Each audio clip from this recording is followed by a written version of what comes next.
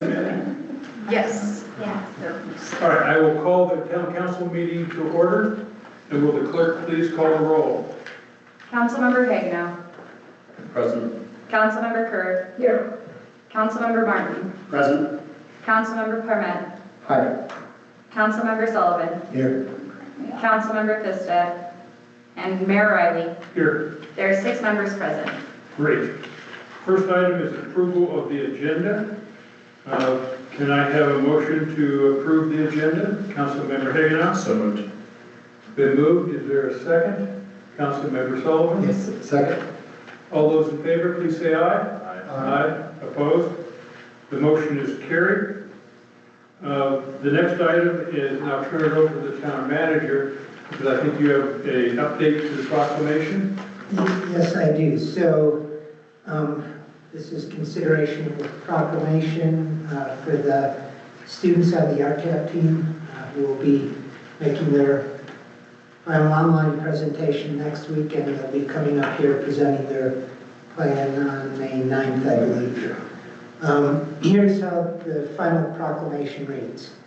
Proclamation, Town of Keystone, Colorado, a proclamation of the Mayor and Town Council, recognizing Sarah McLaurin, Abigail Purvis, Jessica Hertzberg, and Emily Palangian's service to the Town of Keystone. Whereas Sarah McLaurin, Abigail Purvis, Jessica Hertzberg, and Emily Palangian are members of a graduate student team from the Masters of the Environment program at CU Boulder, who recently completed work on a community action plan for the Town of Keystone. And whereas the Town of Keystone will benefit from years to come from the effort, research, and ideas that the members of the team brought to the community action plan. And whereas the members of the team also exhibited incredible skill and coordination in bringing together the citizens and stakeholders in Keystone to generate public input and engagement on the future of the Town of Keystone. And whereas the Town of Keystone is proud to be the recipient of the forward-thinking work completed by Sarah McLaurin, Abigail Purvis, Jessica Hertzberg, and Emily Palagian, now therefore be it proclaimed that the Mayor and Town Council of Keystone, Colorado do hereby honor and recognize Sarah McLaurin, Abigail Purvis, Jessica Hertzberg, and Emily Palagian for their valuable contribution to the future of the Town of Keystone. Further, we hereby commend the graduate student team from the Masters of the Environment program at CU Boulder for the skill, professionalism, and respect that they demonstrated throughout the project. Hear, hear. Can I have a motion to approve the proclamation? Councilmember Sullivan? Sure, I move to approve the proclamation for CU. Is there a second? Councilmember Martin? Second. Moved and seconded. Is there any discussion? Hearing none, I'll call the question. All those in favor, please say aye. Aye. Opposed? Proclamation is approved. The next item is communications to council. And at this point, it's an opportunity for the public to speak to council on any item. But please limit your comments to 3 minutes. And I will stand up behind the podium, and please state your name, where you live, work, or your connection to Keystone. With that. I'm back after knee surgery, so I can function outside of the house. My name is Julie.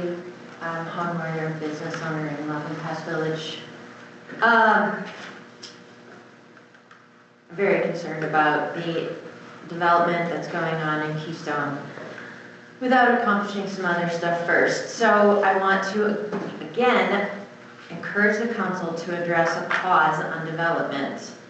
There's a lot of things that need to be addressed and confirmed before development happens, like setbacks and easements and whatnot. Residential neighborhoods and whatnot. Full-time residents want these things taken care of before development goes on. And I think you'd be hard pressed to find somebody that lives here full time that wants to keep seeing things developed. So we'd love to see you guys address that. Lastly, since there's so many people missing, you might see the reason for this. The council should recognize that the school district calendar should be considered when scheduling town council sessions. Families are and will be part of the makeup of Keystone. We would like people who have families be present for the town council and to represent us. Thank you very much, everybody. All right, thank you. Is there anyone else? Is there anyone online who would like to speak? No one? All right, in that case, I will close communications to council. The next item is the consent agenda. And can I either have a motion to approve it or a recommendation to remove something from it?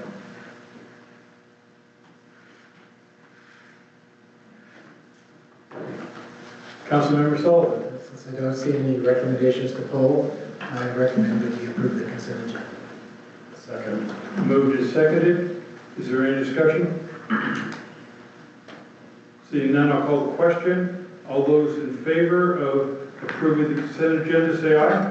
Aye. Opposed? Consent agenda is approved. The next item on the agenda is a second reading of ordinance 2025-08. And at this point, I would like to ask the clerk to read the title into the record. Ordinance 2025-0-08, an ordinance of Town Council of the Town of Keystone, Colorado, amending the Town Liquor Code, and ordinance 2024-0-03, and allowing for administrative approval of certain applications. Thank you. At this point, I'll declare the public hearing open, and the procedures that we'll be following is that we will be having this public hearing on consideration of the ordinance, and here are the procedures. First, we'll hear a report from the town manager, followed by questions from council members, and then we will take public comment on the ordinance.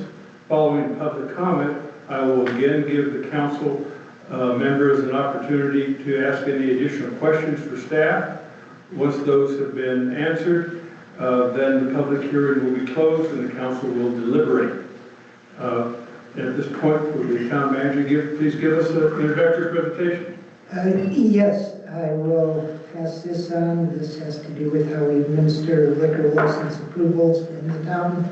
I will pass it on to our Town Liquor Authority, Madeline Seeley, and our Town Attorney, Jennifer Matson, to explain.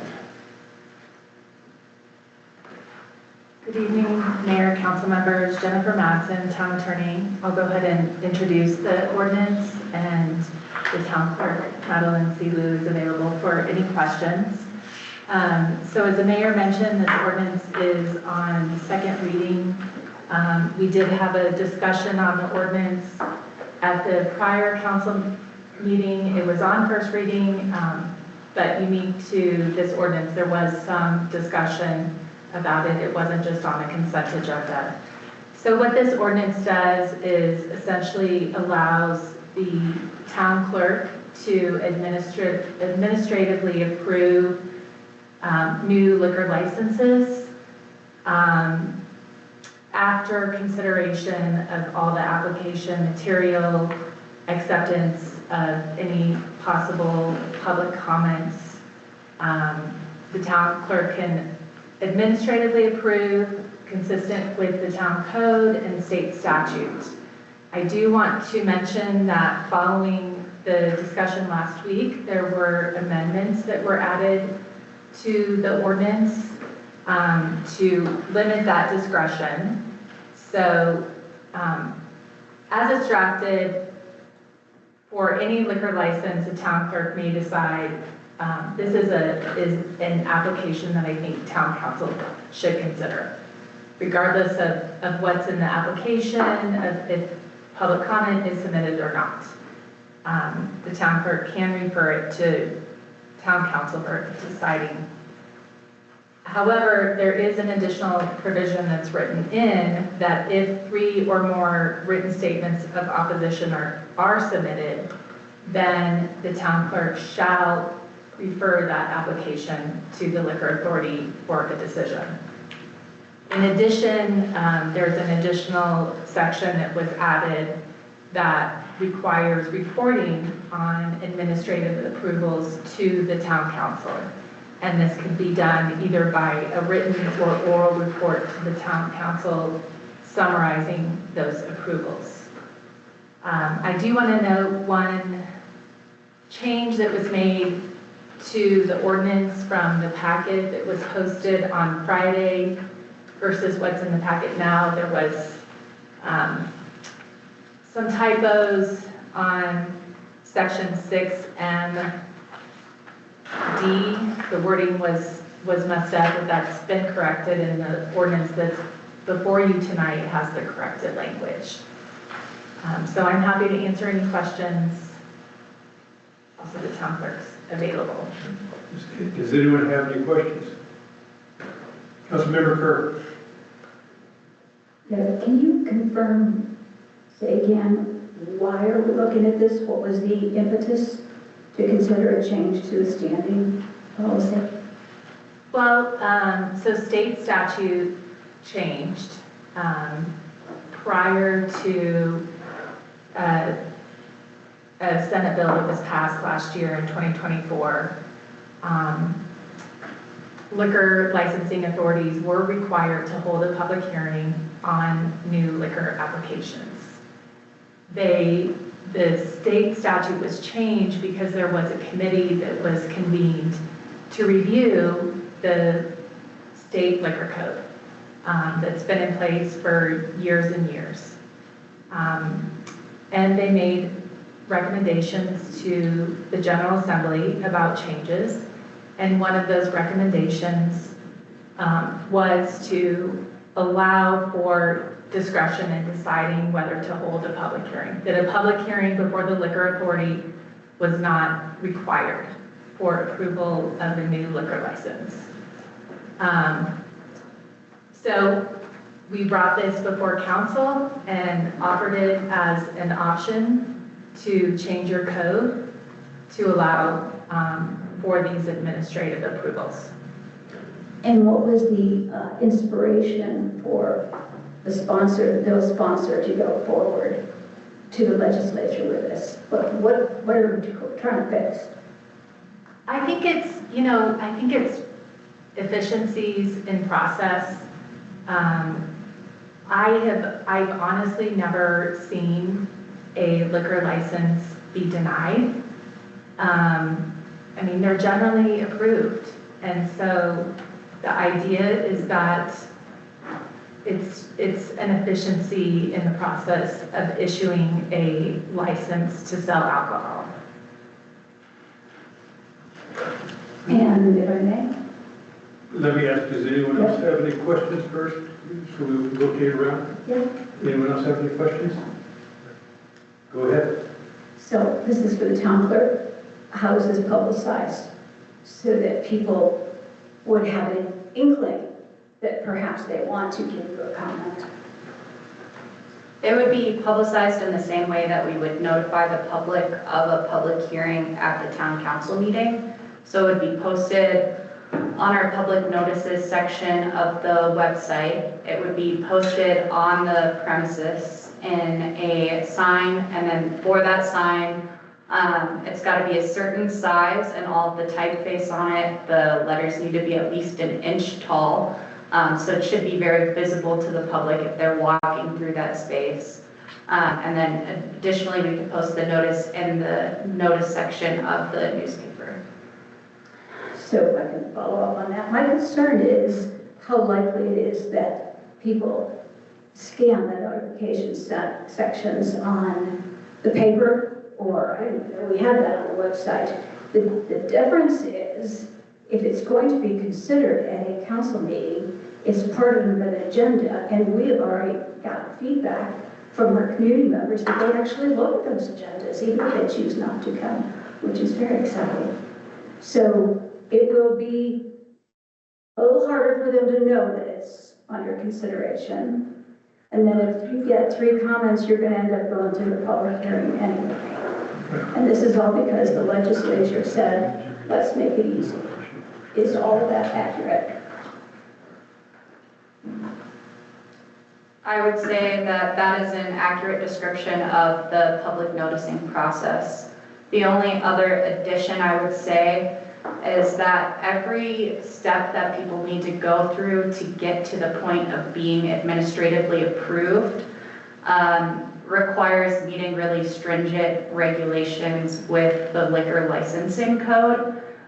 So if a license was likely to not be approved or had like significant negative feedback that could be a reason to not approve it, it would likely not meet the standards to be approved in the first place by some of the other pieces that are considered. And should that happen, it would not go to public hearing under our current situation, right? So no Correct. change there.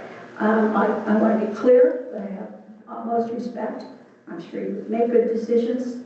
But essentially, it sounds like we are doing this simply because the Colorado legislature said this would be a good idea. And one of the whole purposes of creating this town is to not just do whatever the legislature says. So, Are there any other questions? In that case, I will now ask for public comment. And again, comment will be limited to 3 minutes per speaker. And please line up behind the podium when it's your turn to speak. Please say your name, where you live, own, or work, or your connection to the town of Keystone. And neither the council nor the manager will answer questions or respond to your comments during the public comment period. Is there anyone who would like to speak to this? Is there anyone online? No one? No. In that case, I'll declare the public comment period closed and also close the public hearing. And now the council will deliberate on this ordinance. Council Member Hagenow. Thank you. I think this is an absolutely amazing opportunity for us to strike a balance between streamlining efficiency, reducing red tape and processes, reducing burdens on small businesses, while putting the power in the hands of our citizens to decide when dissent is had. I will be very honest, at first, I was very hesitant about this, simply due to the fact that I did not want liquor licenses being approved willy-nilly all over town. But through our hearings, through understanding the process a little bit more, and through our consensus in putting in these safeguards to not allow so many things to automatically go through, I think that this is a really great opportunity for us to look at where we can reduce the burden of government and reduce the process that government can have. And that's why I'm so excited for this potential. Is there any other comments? Councilmember Kerr. I think the only thing we're reducing is the public interface. I feel like that's in 180 degrees spin from the principles that we started this town with. So I'm going to vote against this. I encourage you all to think twice. Is there any other comments?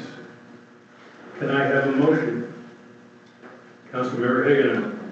I move to approve ordinance 2025-0-8. It's been moved to approve the ordinance. Is there a second? Councilmember Sullivan. I second 2025-08. It's been moved and seconded. Is there any further discussion?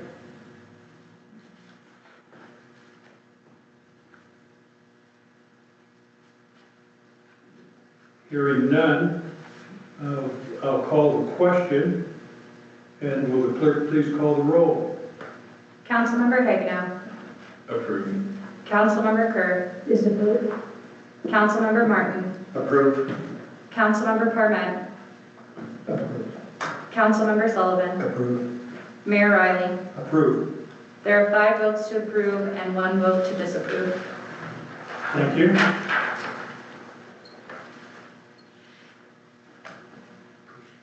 The next item on the agenda is Resolution 2025-12, a resolution of the Town Council of the Town of Keystone approving the Second Amendment and a restated intergovernmental agreement for the municipal court services. I'll turn this over to the town manager.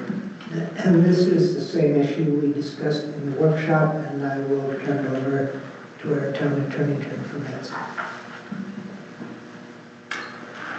Good evening. As the town manager mentioned, this IGA was discussed at the work session. I'll give a quick overview of it for any of the public that might be new listening in. So under the town's home rule charter, the town is required to establish a municipal court of record that has jurisdiction to hear and determine all cases under the charter and the ordinances. Town council is also to provide a suitable place and proper supplies for that court.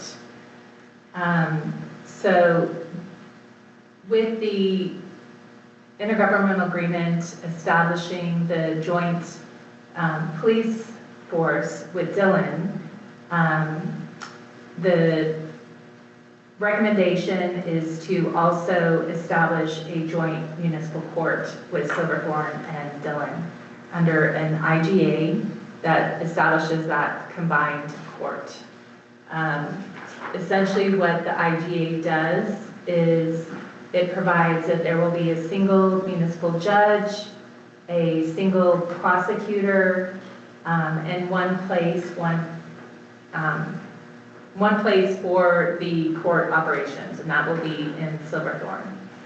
The tickets that are issued by the Dillon Keystone Police Department, those tickets will all be issued into the Silverthorne, Dillon, and Keystone Municipal Court.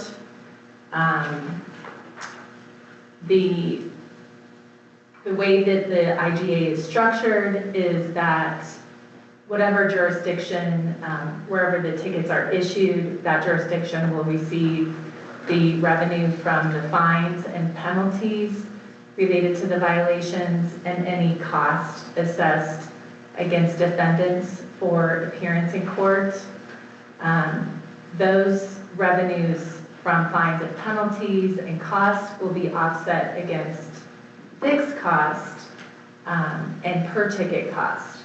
The fixed costs are for the judge's salary, prosecutor fees, and court supplies, and per ticket costs are associated with administrative staff. That's really a very high level overview, and really important part of the IGA is, again, it's one judge and one prosecutor. Should any of the towns decide to use a different judge or different prosecutor, the agreement would automatically be terminated as to that municipality. So I'm happy to answer any questions. Does anyone have any questions? Councilmember Hagan. Thank you. I know we had talked about potentially having an opportunity to meet the judge and prosecutor. Is that still something that we'd be able to coordinate with? Yes, we're working on getting both Judge Carlson and Prosecutor Herbert to come in, as the council will have to approve resolutions appointing them to the positions anyways. Perfect. Thank you. Are there any other questions? Yes. Councilmember Martin. As town manager, is this something that would come up in a discussion with the other town managers, that if all of a sudden one town started seeing something or concerns, that you guys address in your conversations? Or because, like I say, if someone can pull out, is this conversation brought up somewhere? Or? Absolutely. There would be no surprises. And it's quite likely if one town were having, well, first of all, I know both this judge and this prosecutor, and I find it inconceivable that anyone would have problems with them either as a judge or as a prosecutor. But if it did, the town managers would get together and talk, and it would very likely, I'm speaking hypothetically, of course, not be one of the towns firing the judge or the prosecutor, but my anticipation would be the towns would stick together to make the IGA work. If the prosecutor wasn't working for a town, we'd delve into it, and if it's a problem for one of the towns, it would be a problem for all of the towns. Thank you. Can I also provide an anecdote? So there's a municipal court judge who was in the newspaper for something inappropriate that happened, or the newspaper reported it as being something inappropriate. You know, whether it was or not is a different issue. That judge worked for multiple jurisdictions, and after that news story came out, the judge retired from his multiple courts that he was in. So I think these situations tend to work themselves out, and I would agree with the town manager that typically, you know, if the judge or the prosecutor isn't working for one, it's probably that person's not going to be working for all. Any other questions? I guess I have a question for our chief of police. I can get you to step up to the podium. It's surprising you here.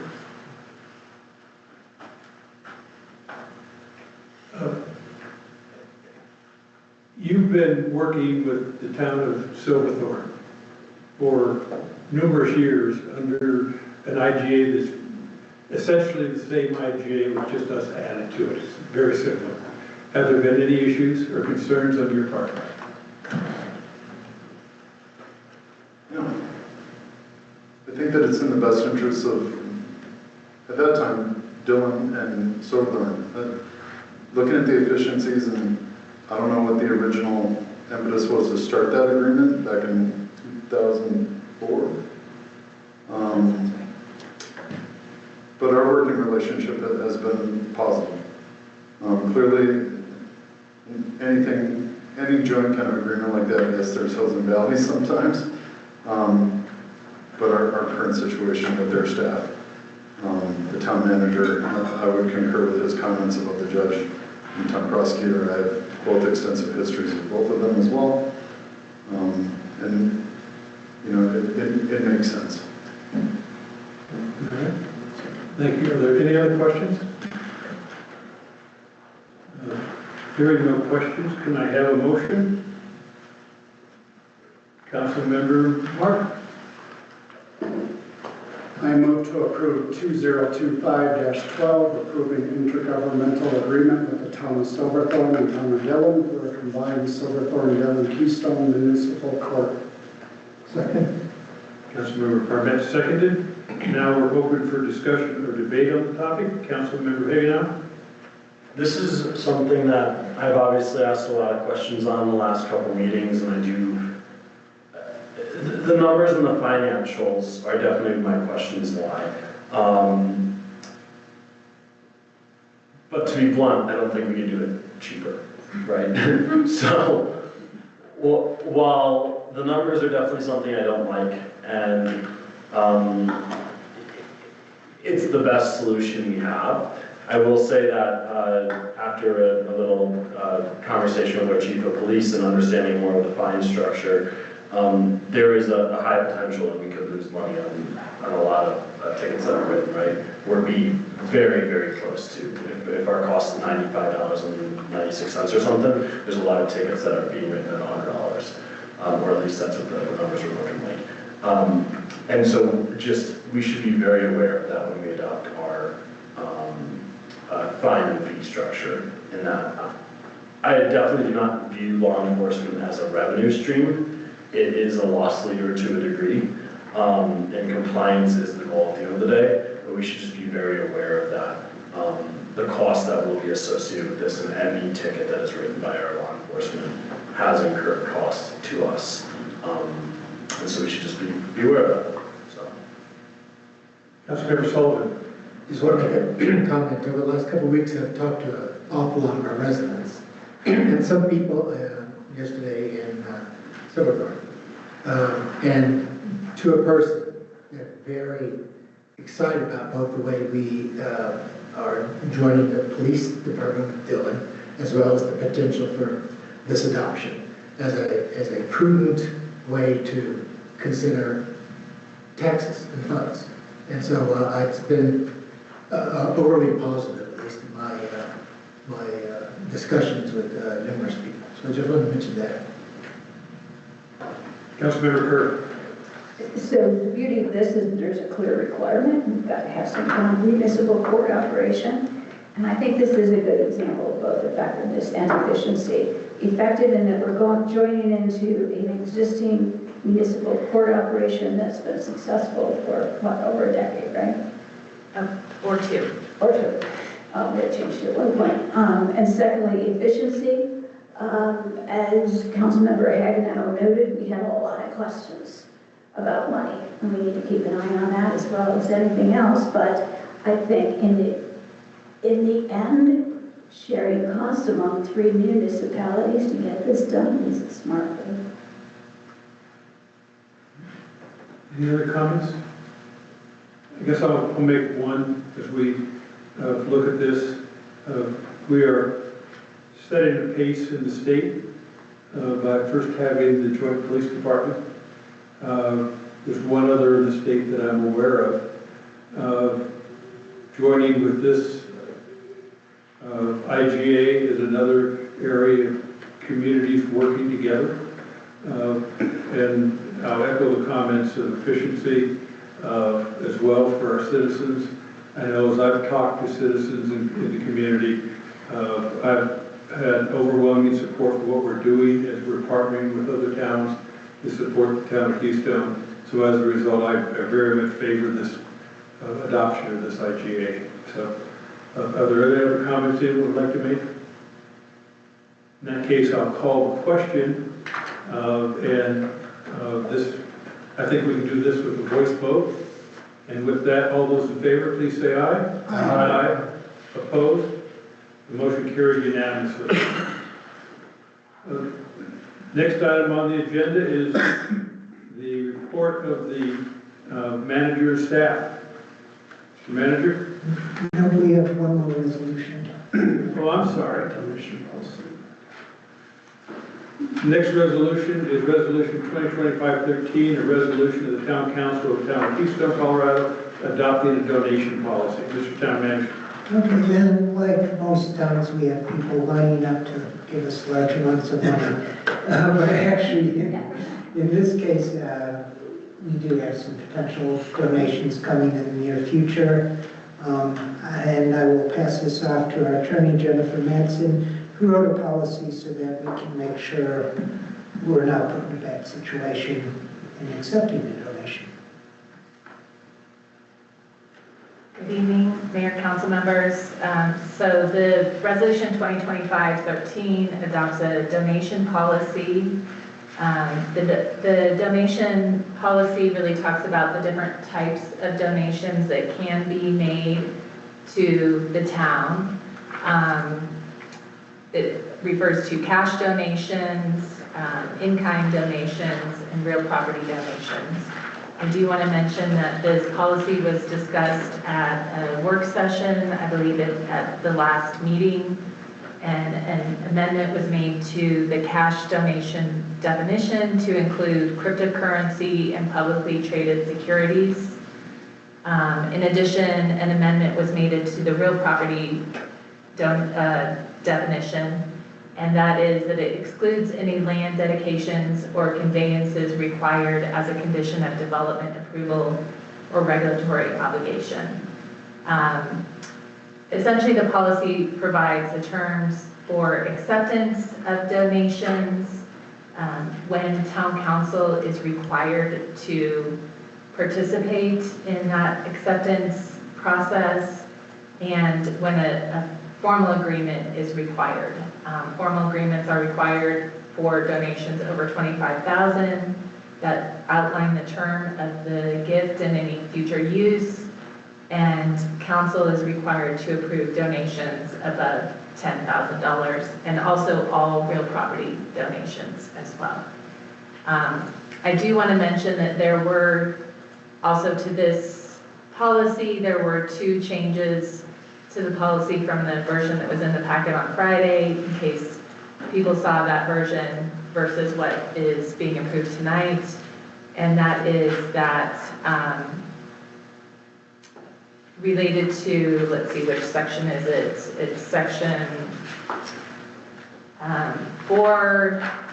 4 of the policy under acceptance of donations. It said that the donations will only be accepted if they do not pose any legal, financial, or reputational risk. That was what was in the packet on Friday, and the mayor had requested and consensus was provided that let's change that to significant legal, financial, or reputational risk, because any is just too nebulous and could knock out many donations.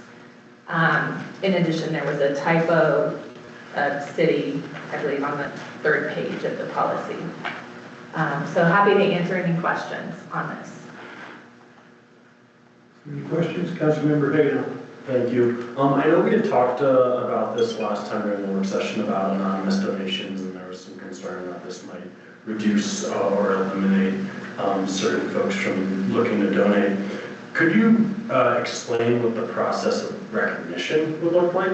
Right? I mean, I presume anyone that donates isn't going to have their name and a brass statue outside, but like, does it need to be put on a website somewhere? Does it need to be recognized in a meeting? What does that process look like?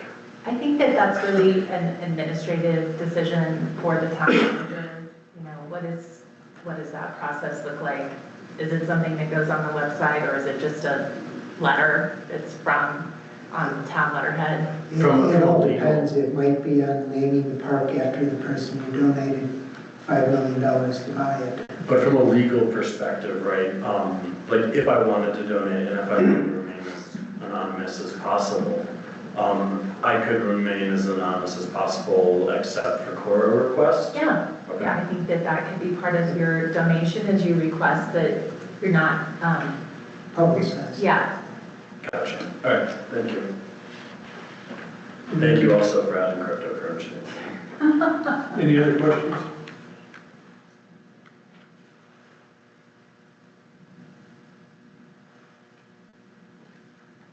In that case, can I have a motion? Councilmember Kerr? I move that we adopt Resolution 2025-13, adopting a donation policy. Second. Moved and seconded. Is there any discussion or debate on the topic? Councilmember Martin. I have a question, or would like to look at page 2, acceptance of donations. And my comment is regarding, and maybe it's the way I'm personally reading it, but the last sentence, I'm wondering if maybe that cannot be removed, especially since it's addressed on that same page 2 at the very bottom under ethics and compliance. Which is the last sentence? You're talking about the A town. reason for excluding anonymous donations. So I think you might be referring to the staff report.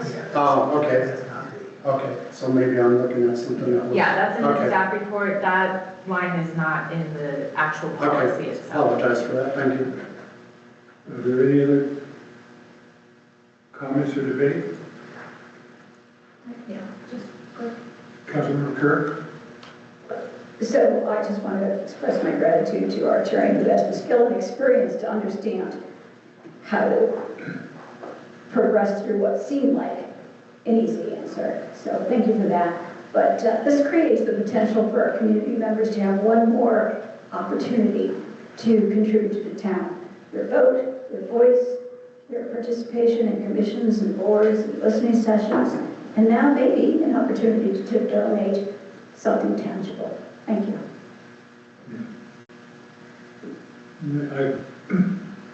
No other comments, then I'll make a comment. Councilmember Kerr actually was the one who recommended establishing a donation policy. I think it was about a month and a half ago, as we were looking at it. And at that point, we didn't have any potential donations sitting on the horizon. And my initial thought was, well, this could wait a little while. However, as we started looking at something we'll be discussing later, we have a potential of 2 real donations coming up, probably within the next couple months. So at this point, I'll yield to Councilmember Kerr's wisdom in asking for this Write that down. up front. And I strongly support it. I believe it balances everything that we need to look at and to ensure that the town is protected as we're looking at donations, and also opens up the possibility for us to accept things that can be significant benefit to the town. So, with that, any other comments? With no other comments, I'll call the question. All those in favor, please signify by saying aye. Aye. Opposed? The motion carried, and the resolution is approved unanimously. Now, I'll be back on schedule, and with the town manager, please give us his report for himself and staff. I sure will. It's actually a kind of short one today. We heard about what's happening in the clerk's office, and she's really been working on the SDRs, the second generation of our Decker technology, and setting up these meetings that, how many meetings are we having? 4. Four meetings. We've had the first one, I had 15 people show up to discuss SDR issues. So I'm very happy with what's coming out of that office. Planning department, Lindsay's on vacation right now. We're hoping he comes back. But we have the the RTAP team is doing their virtual presentation April 29th at 1:45. And we'll be sending out the link to that on our community-wide email list, and also specifically to all the council members. They're coming up here at 4 o'clock on May 6th to do the presentation in front of the council. I joked about hopefully Lindsay comes back. On May 9th, we're losing Andrew. He's our first calamity due to new federal policies. His wife has to go back to work in the office. So we will be losing Andrew Collins. We're desperately searching for some sort of contract or short-term solution as we put out a new, post the position again. Andrew is really talented. We're really going to miss him. End of May, SC Group is working on another community engagement project for the comp plan. We'll keep you updated as they nail down the date and location for that. Finance, Heike talked to us a lot about it. However, a couple things. We do have to sell the new accounting software that she'll be using. Has been purchased by the town. We'll be setting it up in the near future, and that includes our tax collection and financial modules. It's going to be a game changer for us. Public Works is busy. We have striping. They're estimating they're going to come out and stripe our roads June 9th to the 12th. We piggybacked with the striping company the county uses, so we're not going to get charged mobilization for this group to come out. They are just charging us per foot cost of putting the lines down where we need it. I'm sorry, dates again? Estimated June 9th to 12th. This everything is weather dependent. It's really weather dependent on everything from now till then because they are working their way through their various customers. Potholes, same thing, very likely weather resistant, but we're hopeful that next week, 8 people will be coming out and filling potholes now on Highway 6. Let me see, the appraisal, I talked to Fred Ebert, that should be coming in tomorrow or the day after at the latest. The road inspection is a 2-day project. Benish Engineering is coming up as soon as they can guarantee 2 days of not being out in the blizzard trying to inspect the roads. Sorry. What are they appraising? What do they do? They are assessing our road conditions and giving us estimated lifespans and maintenance recommendations. This is a continuation of what we were able to finish in the fall, is that correct? No, this is even more so than that. This is truly, what we started in the fall was roads that actually weren't controlled by the town. Okay. So that includes analyzing these other roads, but it's also a key point for us being able to develop a long-term capital maintenance policy. And to understand where our gaps are currently, where we need to potentially focus on infrastructure in the future. Yes. Okay, thank you. Yeah, we'll know that, within 5 years, we better resurface this road or we're gonna have to rebuild it type of situation. And that should then give us a better feel for where we stand with general fund and the lodging tax infrastructure and public safety dollars. Correct. And where we have dollars potentially that can be spent for other projects where they have to be reserved to cover these costs. Correct. See, we've got the agreement worked out for the median maintenance, and we are just waiting for a couple more details from our engineering company to get an RFP out for replacement of that ranch road section that's quickly becoming impassable. We entered into a partnership with the Keystone Neighborhood Company. We'll be co-sponsoring 5 NRO concerts, real minimal cost. It's not full NRO, it's quartets or quintets. They'll be playing in June and July in River Run Village. These are free concerts. Half the concerts are on weekdays, so that we're targeting locals even more so than visitors. I think this is a great opportunity to work with the neighborhood company and to provide something for our people. And NRO has, as we know from last year, a long history with the town. Is there any opportunity to have one of those in Lakeside Village? We're talking with NRO about, K&C doesn't want to share the cost of the Lakeside Village concert. So we're talking about NRO having Lakeside Village concert. As I remember on the dates, one of those dates was just before the 2nd of July or something. That would be an ideal date for a Lakeside Village. Perfect. Let me write that down again. But I am talking with NRO about that already. We have new AMI numbers for housing from HUD. They went up considerably. SCHA is trying to work out how we can address this and minimize the impacts before the numbers are published for the new rents. Most of the housing in the county can tie the rental housing can tie their rent and change it based on AMIs. Our rent's very high as it is, and a higher AMI is going to cause difficulties. Councilmember Hagan.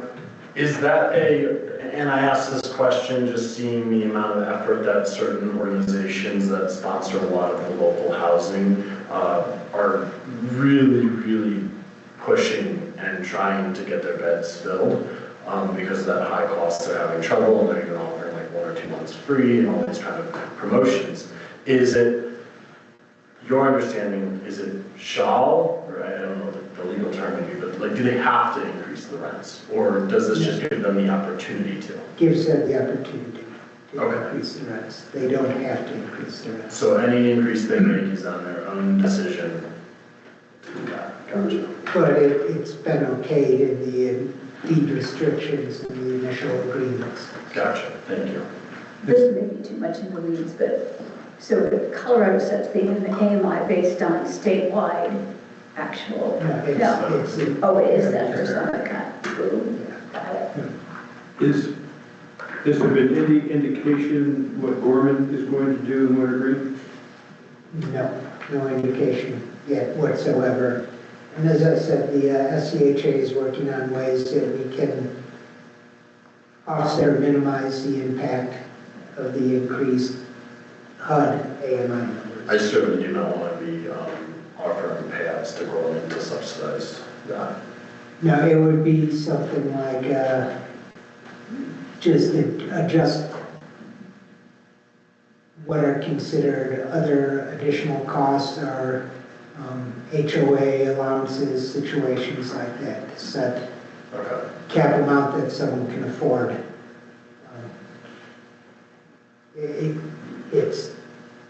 It's complicated, and I'm glad we have the SHA professionals working on it, so, Yeah, once you have a breakout, particularly for Winter Green, yeah. of what it looks like, I would ask you to please inform the council of what's going on in Winter Green, even though I don't think we have, other than Light-Tech, all we have is the Light-Tech housing in the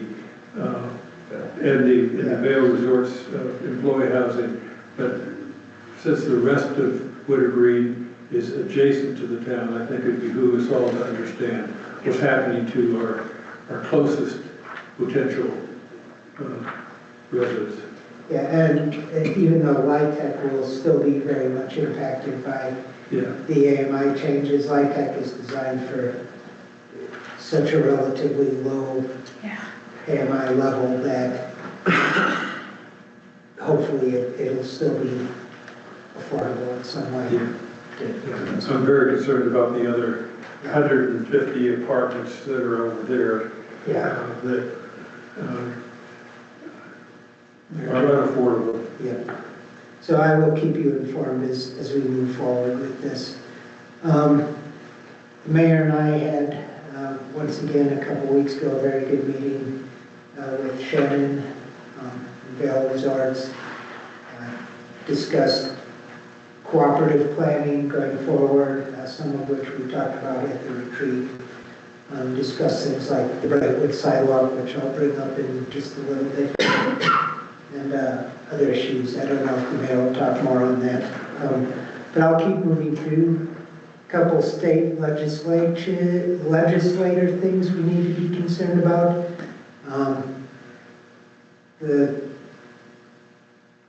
The representatives in the Senate passed a bill tweaking CORA a little bit, giving us more time to respond to requests.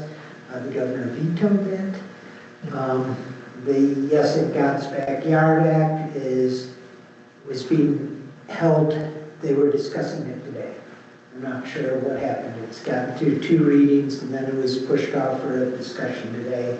That allows churches to build on property they've owned for at least 5 years, ignoring most of the local laws and restraints. And a big one is the House and Senate both passed the bill allowing counties to go up to a 6% lodging tax. If the governor signs it, I imagine our county will probably be going out to the voters asking for an increased lodging tax.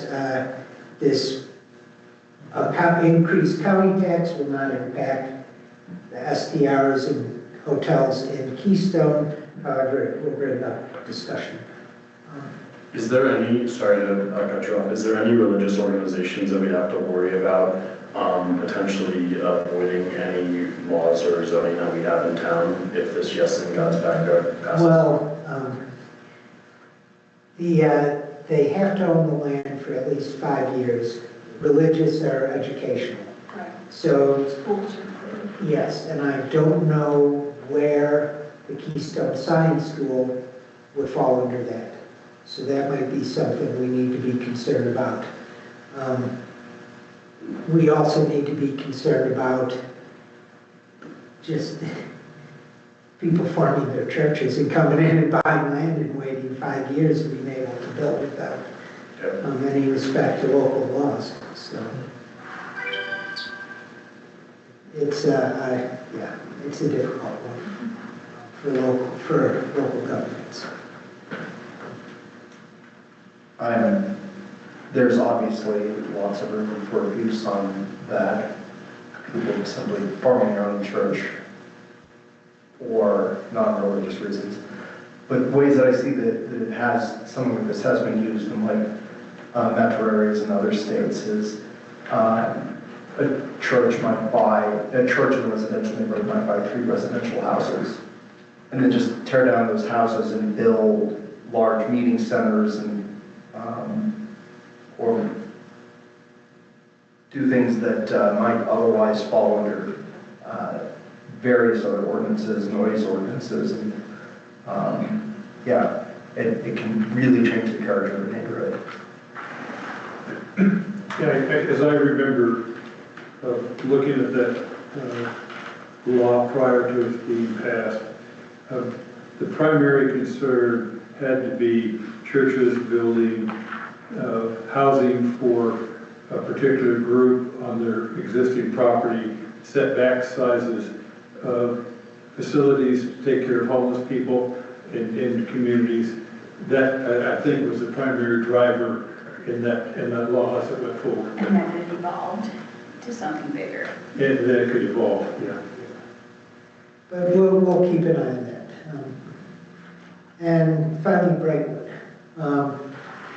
Last Friday morning at the IMTPR, this will be a brief discussion. We're not going to get into the budget. I sent you out a sample budget just so you kind of have an idea of where we're working for. We had applied for 2 grants through CDOT. One of them, the Main Street, we were rejected, but we've appealed that rejection. The other was the Multimodal Opportunity Fund. We had real high hopes for this one. There was almost $1 million left in our Intermountain TPR and grant money for this. On Friday, not only did they announce that that money is no longer there, but they have clawed back well over $500,000 in grants that have already been awarded under the MMOF fund. So we, at this point, the optimism for grant money to help with the Brightwood sidewalk is pretty low. Staff is going through some value engineering practices and working on ways to make sure that we can continue to go ahead with this project. We do have 2 possible donations to help with this project. We already have $125,000 committed, and we've asked Vail Resorts for help in building the section nearest the lodge. As you know, they're still deciding on that. So that's where we say Brightwood. It was a real disappointment, but not as big a disappointment as it was for the towns who actually thought they had the money and signed contracts. So let's see. You guys will have to talk about it, but May 5th or 6th for your cocktails with council. Nowhere Pizza over in Lakeside Village would love to have us. Come over, and our next meeting is in 3 weeks, May 13th. In the park. And the parking lot, in the lodge parking lot. Across the street. Across the street. You go in the tunnel, across the street, up the stairs, and down the stairs. It's not bad. It's not bad. Or you park here in North Shuttle and go under the other tunnel. But 3 weeks to our next meeting. I am leaving tomorrow afternoon to go to the state city and county managers conference in Glenwood. And then just before our next meeting, I'll be gone on Friday, May 9th. Be in Las Vegas with the mayor and our finance I will just left. Then we'll talk about our town money problems after we get back. No. Councilmember Kerr. So I know you've discussed this generically. What timeline are you thinking of for the engineering study for the north side sidewalk? It is being done right now. Oh, it's underway. Yes, And who's doing that? SE Group. Well, they're not doing the engineering yet. They're doing the conceptual plans at this point. Engineering would be down the road. Another year? Well, once we're ready to move ahead with the project. Final construction drawings. So this is preliminary drawings. Although, as we know, we didn't get the grant for the Razor Drive project, so we're reconsidering that plan. As we always talked about, it was just kind of a Band-Aid over there, and now we can see if we can have a better solution as part of our overall plan.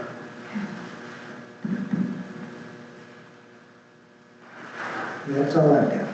You know, the Razor Drive project was not getting the grant money that had been, at least under the table promised, was a major hit, because that was about $1.6 million.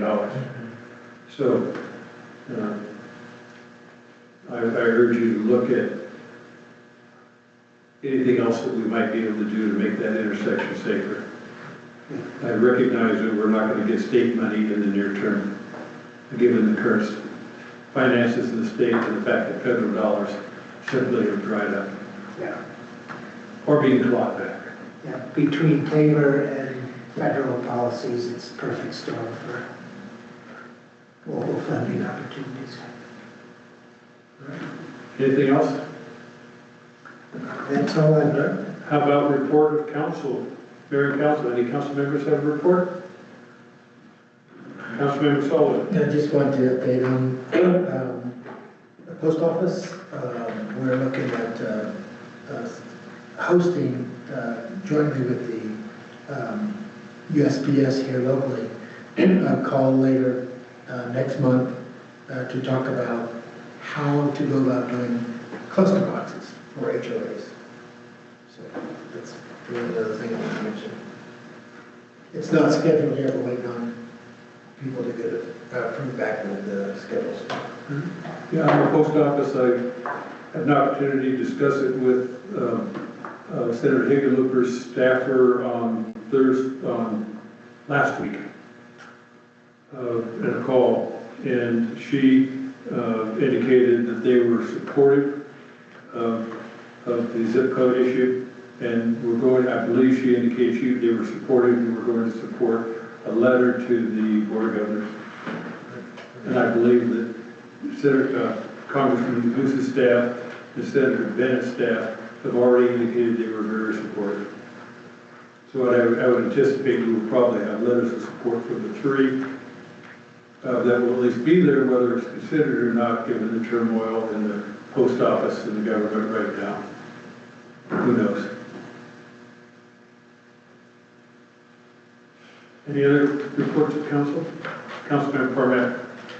I received an email today saying, hey, due to the pay-as-you-throw program, your rates are going to go up for trash, and I just wanted to get that in the record that, I clarified, like, hey, I'm in incorporated Keystone, this doesn't apply, it only applies in unincorporated Summit, Frisco, and Breckenridge, so I just wanted this on the record because I imagine I'm not the only resident who got that email. And could I ask the town manager to please reach out to, this was Timberline, Yeah, and I talked to their manager, and I assume they'll fix that. I think it was just an email blast, but if we start getting questions about it, we should know. But I would ask you, as an official, as the town manager, to reach out to both Timberline and Waste Management to make sure they understand. Because I think Waste Management did something similar as well recently. I didn't get it, but I do know that they don't know our boundaries. Right, so, And I'll reach out to all of them, garbage crew Yeah. and then another. all right. Any other reports of council? We still need to settle on a date for the cocktails with. Cocktails with council. Bruce with council. Well, May Yes, 5th, we March can with fancy. council. Make this what? May 5th, March. March with council. Cinco de Mayo. I think that's why we moved it to Tuesday, because of that. Well, I think we moved it to Tuesday, because weren't we talking about doing it at Low Coast? Yes. Okay. And before that, Monday is a notice. Right. They're the one who has, and who suggested that we change it the first time. We had an evening one to Tuesday. And now on the 6th, we have, But we just did discuss that last time and determined that that was not a conflict. on the 6th, we have, don't we on the 6th have the RTAC presentation? Yeah. Yes, we do at Maybe 4 an hour. o'clock. 4 o'clock. Right. So we would have to set a time of 6 or 7 based on Yeah. history. And Or 6:30. on the 5th, we have another SDR meeting. So can we do the 6th at 6 PM At Dose? at somewhere that has cocktails? Well, have we confirmed? Nowhere Pizza is open and willing to host us. Nearly every other person or place that we've reached out to is either not open that week or not willing to Okay. have that type of event So there. Dose didn't open the door for this. They are not open that week. Well, that's the back door we needed. If we're doing nowhere, can we do the 5th? Do the 5th? I would prefer the Tuesday just selfishly because I'm already gonna make sure I'm home for that time, but if the rest of the group would like. Are there a number of Cinco de Mayo celebrations in the area? I would hate to deliberately compete against that. But I don't know. I mean, if Dose is closed.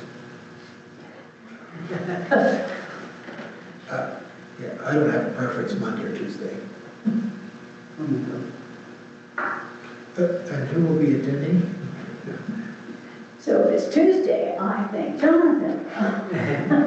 I'm happy to do so. I will go on Either day. Tuesday if that's what we choose. If that just works better.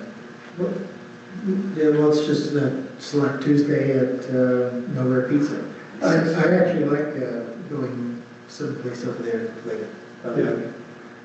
Yes, you're right, it's always a bit of a challenge with, No problem. My only thought is it's just farther from where most residents live Yes. or readily get to, or can park. Did you, sorry, not trying to put you on the spot, but did you check with the pizza place out at River Run? Yes, they are not open that week, They is are my closed. understanding. Okay. I don't know where it is, I'd like to, which is good pizza. my opinion, I agree with everything, Councilman Barnett said, but, we need to support these guys in this area. I think it's an area of town that's been tough for them, so I support it. I agree. We're doing the evening one to try and get some of the local workers, and I think we should go to Nowhere Pizza. And I don't know, can we do both of those things? Can we go to Nowhere on one of our daytime ones, so they open then? You're not going to breakfast. To tell the truth, Nowhere Pizza is more convenient for the vast majority of our workers than the eastern places. It depends what you consider the workers. Right. Is it who lives in employee housing and is that the workers, or is it the ones that live in the full-time year-round communities? I'm happy to get a few, so. But my point is, there is, as we've As we've discussed the Brightwood sidewalk, Mhm. we clearly recognize that there is a large presence of workers down at that end of Keystone who are not afraid to walk down Highway 6 to the lakeside area. So, my colleagues, I think staff is telling us there's nothing open, and they have made the inroads and got a yes from Nowhere Pizza. Don't think anybody's against it. Shall we just commit and move on? 6 o'clock, Tuesday, 6 May, at Nowhere Pizza. And then we'll look for another one the next quarter, another location. All right. Any other matters for, anything else from mayor and council? Next item is other matters. Any other matters we need to talk about tonight? Hearing none. Our next meeting is in 3 weeks here. We have a group of other meetings coming up in between them as well. I would encourage everyone to go to listen to the presentation, of the RTAC presentation on the 29th that predominantly was aimed at the steering group. But it's a good thing to get a heads up of what they're going to be telling the town in the town hall meeting with the council on the 6th. And with that, with no other objection and no other business, I will adjourn the meeting at 8:16.